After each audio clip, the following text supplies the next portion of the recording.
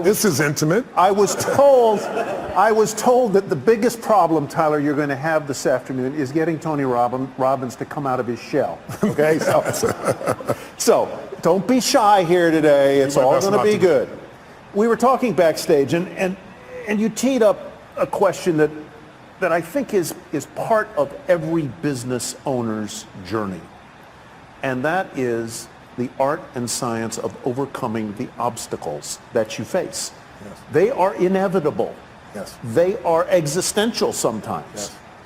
They are fear-inducing most of the time. What do you do when you hit one of the obstacles? Well, I think it's really important. First of all, it's great to be with you all here. I know you've had a full day, and I hope to add some real value to you in this brief time. I think it's really critical that you understand that everybody wants to grow their business, and we all go through different phases, right? Just like human beings go through phases. You know, you give birth to your business, and you're an infant, and an infant is a run for survival, and cash flow problems are a natural process in most cases, and you're running. Hopefully you get to a teenager where now cash flow is not a problem, you're growing like crazy, and then you have a new problem. You don't have systems in place. And maybe you get to young adult where you have to decide what you're not going to do. Eventually, hopefully get to prime where you're growing your business revenues and you're growing your profits and you got a professional organization and you're not doing it. Because as long as you're doing it, really you don't have a business. What you have is you're self-employed. There's nothing wrong with being self-employed. But whenever you meet someone who's in business is stressed, they're always a business operator. And my focus is to become a business owner. How do you do that? You realize that the chokehold in the growth of your business is always the leader. And it's your skills and it's your psychology. And I found it's 80% psychology and 20% skills. You got to have the marketing skills. You got to be able to lead. You got to be able to recruit. You got to do all those things. But really, most importantly, you got to get it through what I call the threshold of control. And this, to me, is the secret to really succeeding in business. And it's pretty simplistic. How many of you snowboard or ski? Anybody out there snowboard or ski? Give you a sense?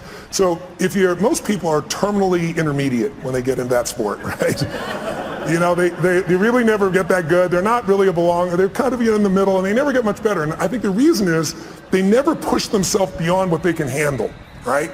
You're used to greens or blues, and you find yourself on a double black, and what happens? Everything inside you freaks out because you're past what I call the threshold of control, your comfort zone. And you look down, you go, I could die doing this. So now you have two choices. Either most people slam themselves on the ground, hang on for dear life, and try not to skid off the cliff, and at best what you do is survive, or a few people let go of their fear, no matter how scary it is, and goes, I got to go down this thing, and there's no other choice, and they focus on where they want to go instead of what they're afraid of. And they find a way to carve. And once you carve a few of them, that double black is your bitch, right? You don't have to worry about that anymore, right? And so that's what happens in business. So for me, I can remember going and starting my first business in Vancouver, British Columbia, Canada. I got on a radio show. And this person, it was a shock jock radio show, and I didn't know it. And they started attacking me and saying I'm a liar and a charlatan. You can't do these things. And this therapist called me up and said, you know what? I've dealt with people forever. You can't wipe out a phobia in less than an hour. It can take 7 years. I have a patient right now I've worked with for 7 years, and I've been able to solve this. And I said, great. Bring that patient tonight. I'm doing a free guest event at the Holiday Inn, and I'll take care of that. It should take me 10 or 15 minutes. Right? and you so do it? I did it, and I was able to do it. I wrapped a snake around this woman. She had a snake phobia. Phobia is an uncontrollable response. So because of that, I had people coming to these guest events like crazy, and I thought I hit the home run, right? And I did this big guest event. There was like 1,000 people there, which for me would be like, I don't know, 100,000 people in an event right now. And after I was done, a bunch of people signed up for my seminar because I did a free value-add event, and then I would invite them to come spend 3 days with me. And this man walks up to me, and he's from immigration. He goes, a great seminar. He goes, I'd like to see your work permit. And I said, what's a work permit? Right? You know, when you're in the beginning of business, you don't know these things, right? He goes, well, to work in this country, you need a work permit. And he said, I'll tell you what, I got to see you tomorrow at 5:30. I goes, well, my seminar starts at 7. He goes, you'll be fine, just you got to be there at 5:30. He said, I'm not asking, it's a requirement. So I show up at 5:30, I wait for half an hour, now I'm starting to stress. And finally I sit down with a guy and he says, you're taking away Canadian jobs. I said, how many Canadian firewalkers are there? Come on, that's what I was doing those days. And he said, no, you teach NLP skills, neuro-linguistic programming, and these people have classes of 20 people and you got a class of 500. And so they say you're taking jobs, so your event is over. So what do you mean your event's over? He goes, if you walk on that stage tonight, we will handcuff you and deport you. This is what I call a threshold of control. Right? He says, you're going to have to give the money back. I said, I can't give the money back. I spent all the money to put on the seminar. I wasn't a good businessman. I just wanted to help everybody, right? So I spent all the money to do it. And he goes, you have no money? Well, you're going to have to deal with that. So I walked out of the building. I have 40 minutes. People are going to arrive. I can't go on stage. What do you do? I told my 3 staff members, 2 of which were volunteers, what happened. They're like, and I said, here's what we're doing. I'm doing this seminar. And he said, you're going to go to jail. I said, I'm not going to jail. I said, how close is the border? True story. And they said, well, there's a place called Bellingham, Washington. It's about an hour and 40 minutes. I said, rent me 6 buses, and I'll meet the people out front before they go in the hotel. This is not a problem. I met everybody up front. They said, this is a traveling seminar. It's a surprise, right? We're going to Bellingham. We're going to America. And it was a 3-day seminar. We had to go and come back each day and night for 3 days in a row. I got all but 4 people to agree to do it. And then I got to Bellingham, Washington at the Holiday Inn there, and there was like a bar mitzvah or a wedding or some stuff next door, and it was so loud you couldn't hear anybody. And so I said, just lie on the floor, close your eyes, I'm going to hypnotize you into this shit, right? You know? But so what happened was you learn how to get through that, right? And we learn how to be resourceful. When you realize that your problem is not a lack of resources, it's not a lack of money or technology or contacts, it's not. It's your psychology. Because the ultimate resource is resourcefulness and human emotion. That's what starts wars. That's what makes a business begin. That's how you have children. That's how we end wars. It's all emotion. And so what I really learned to do is how to manage my emotions. So, you know, once you solve that one, the next one shows up. I had somebody, I started a franchise, and a couple franchisees were really upset when one of the people representing on my side said they didn't make things clear to them. And, you know, it's all bullshit, but it cost me $5 million in 4 years. I thought, the first one was like a $50,000 challenge. Now I got a $5 million challenge. And I took all the money I'd saved in my entire career to pay that off, and I was starting over again. And then I grew from that. And then I finally got, you know, I had a partner in business, and long story short, they had a business that was losing $1 million a day, and he turned it around and making $1.8 billion in EBITDA.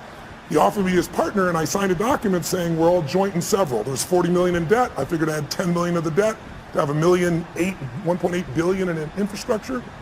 And it turned out my partners, 2 of them were broke. They weren't billionaires. They had lost their money. And the other one was the son of a billionaire, and his dad had given him nothing, had $5 million to his name. So I was on the hook shortly after for $120 million when they didn't have $120 million. I figured out how to deal with that.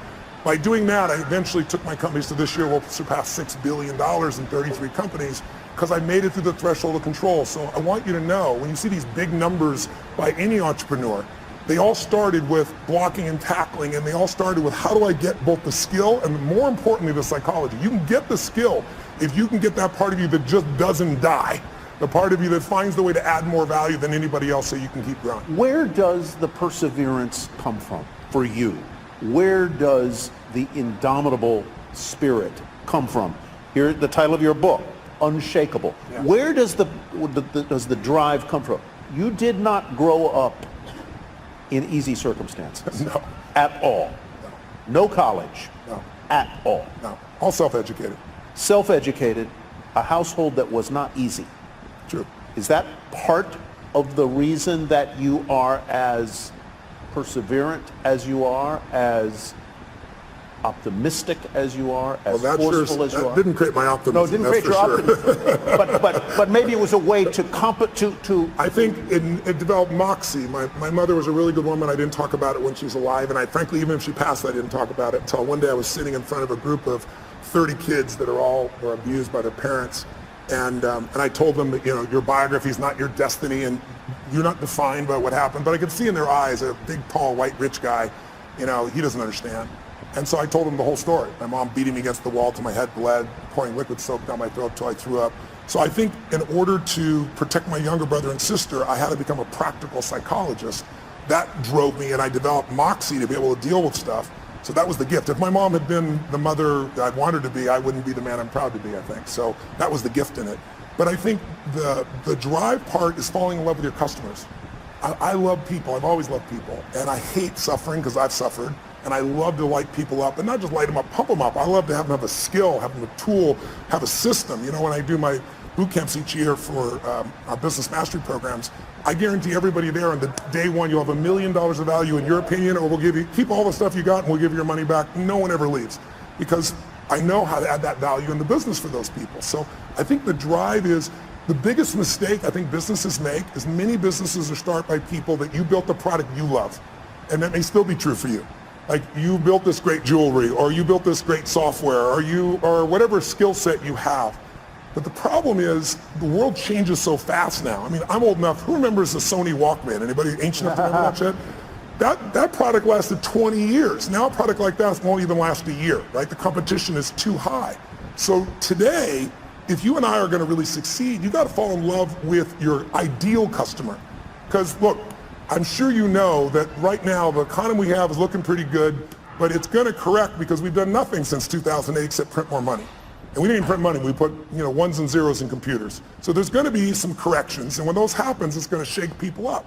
You need to fall in love with a client who's going to do well with you even when the economy goes to hell. Think about it. Starbucks, I was sitting across from Howard Schultz and had a great conversation and said, what is he most proud of? And he said, he used to say starting Starbucks. Then he said, now it's surviving 2008.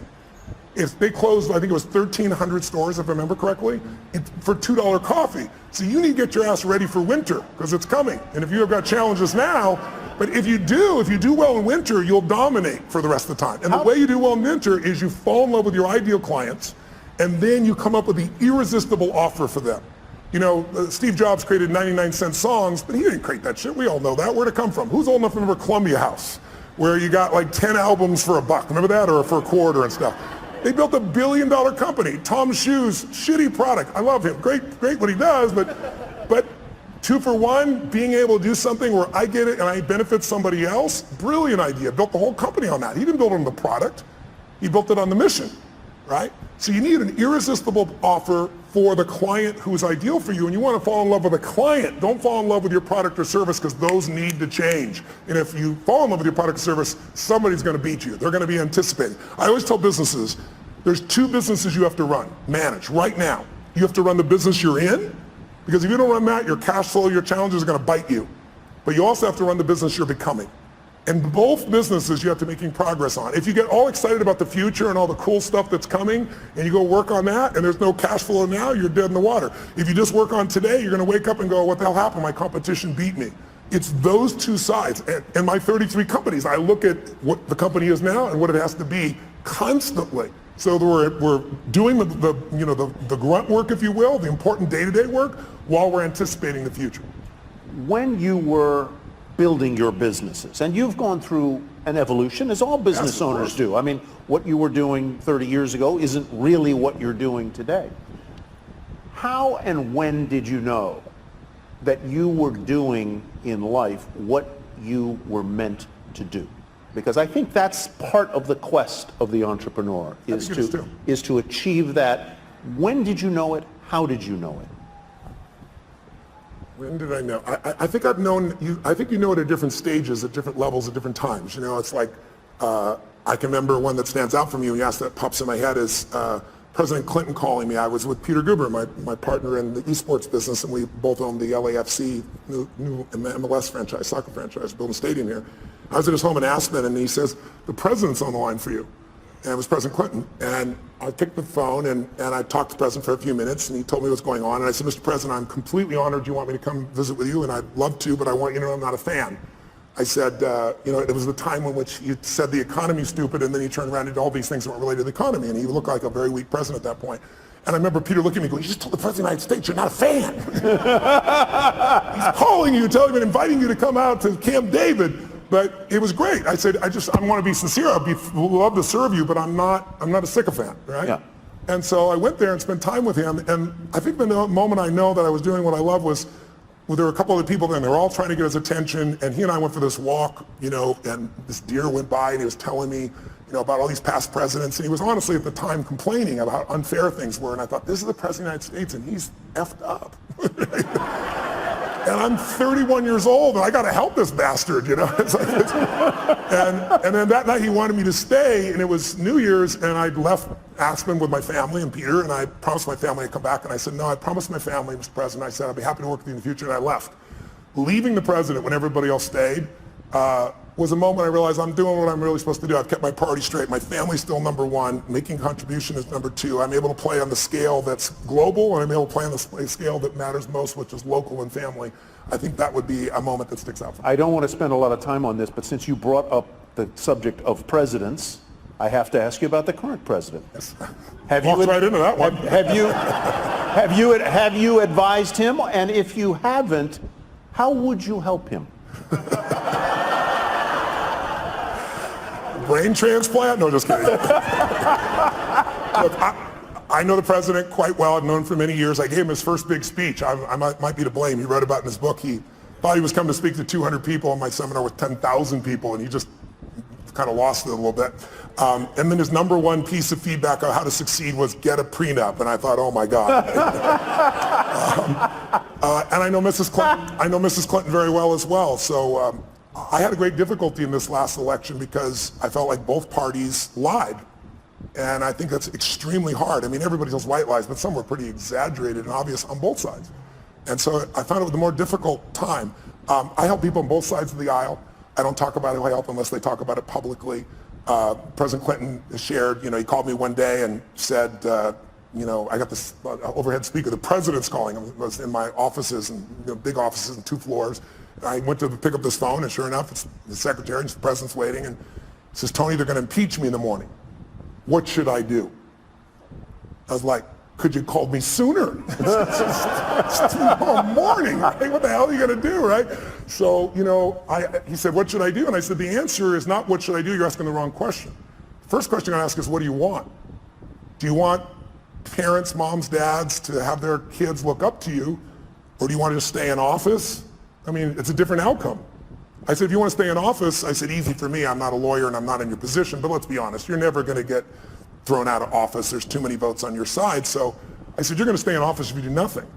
But I said, if you really want to be respected, I said, you can share the truth, you're a lawyer, without putting yourself at risk, and still get more of the truth out.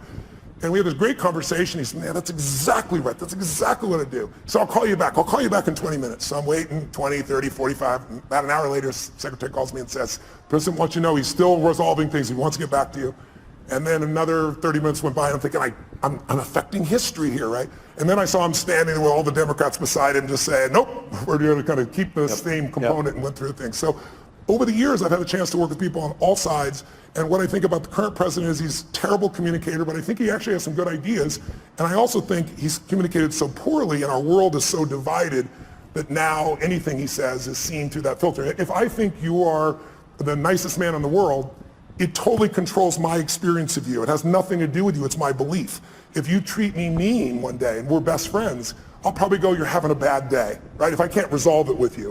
And who's ever had a bad day where you hope somebody else thought that about you, or you were just having a bad day, right? So, but if I think you're a manipulating bastard, and I'm wrong, but I believe it, and you don't treat me mean, you treat me real nice, what's the first question in our mind? What does he want? So your questions, your belief, your emotion, your experience has nothing to do with life. It's shaped by what you believe. And most of you believe what you believe not by interacting with these people personally. You're doing it through the media. And the media is a great component, but everything is sound bites.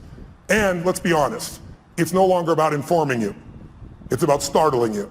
Informing you will never get your attention. There's too much. We got oceans, people say that we're living in an information society. That's total bullshit.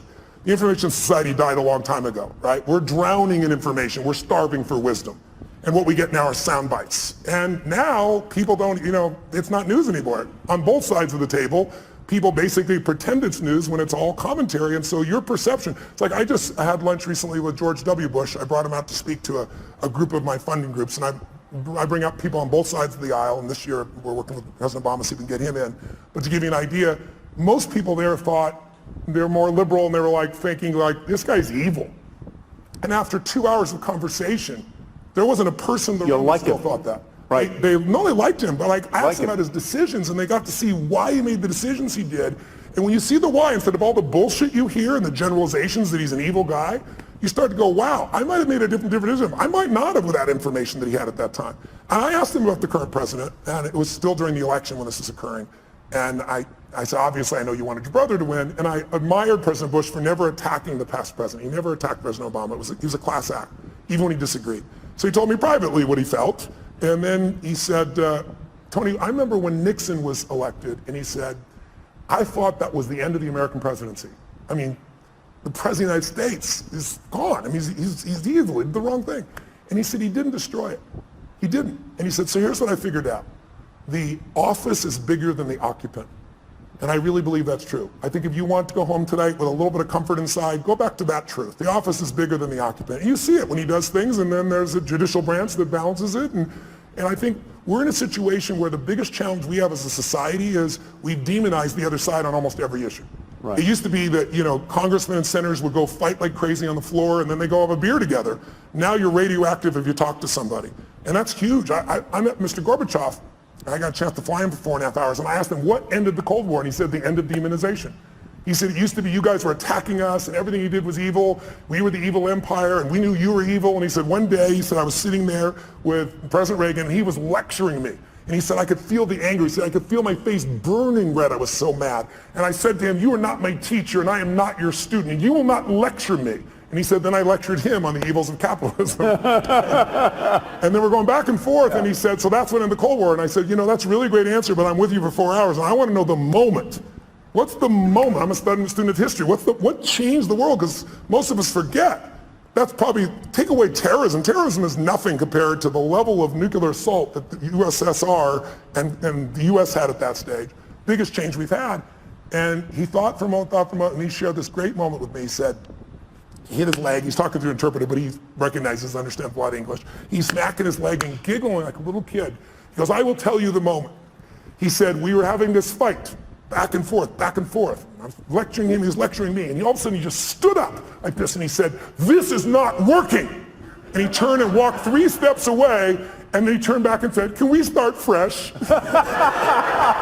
My name is Ron. Are you Mikhail? And it had that same impact that it did on you just now. He said, he was laughing uncontrollably. He goes, I knew I could do business with this man. You had to love the man. And then he said, Reagan also knew that Gorbachev loves children. And there were no children going to go to the USSR, right? Soviet Union. And Reagan brought a group of children over and let them be in the care of Gorbachev. And he said it completely changed the game for him. So it was a moment, just a moment of breaking somebody's pattern. And that works in an intimate relationship, it works in a business challenge, but it also works on the scale of society and history. I want to go to audience questions, and I hope you all have sent some to the Iconic Tour hashtag. I'll go to those in just a sec. But from politics back to entrepreneurialism and entrepreneurship, you've built businesses, you've faced business challenges, you have talked to people like the people in this room, entrepreneurs. What do they ask you most, and what do you tell them? Time. Time seems to be the largest issue. How many of you have time issues in running your business? Have a life and your time? Guys, see your hands out there who feels like that's there? So you can see it's about 90% there you go. of this room, Yeah. right? And some people are just too tired to raise their hand.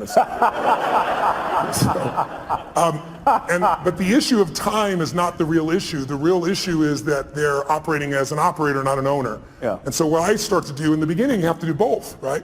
But what I start to do is show them how you have to be able to break off and get other people to do things. But more importantly, I teach people, I do a 5-day boot camp, I call Business Mastery, a couple times a year.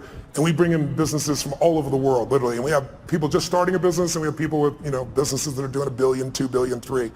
And what you find is that there's a common pattern amongst all these group of people where they find themselves, if it's a small business, they do everything because they figure like they're the only one can do it, or they tried someone else and they failed. Well, that happens in every business. You have to begin to leverage yourself, or you're just going to be self-employed. And you'll never have the scalability. A business is a system that adds value even when you're not there. And you as a leader have to get good enough to both hire people and train people so that you're not a manager. A manager works with people to make sure they get the job done while you're there.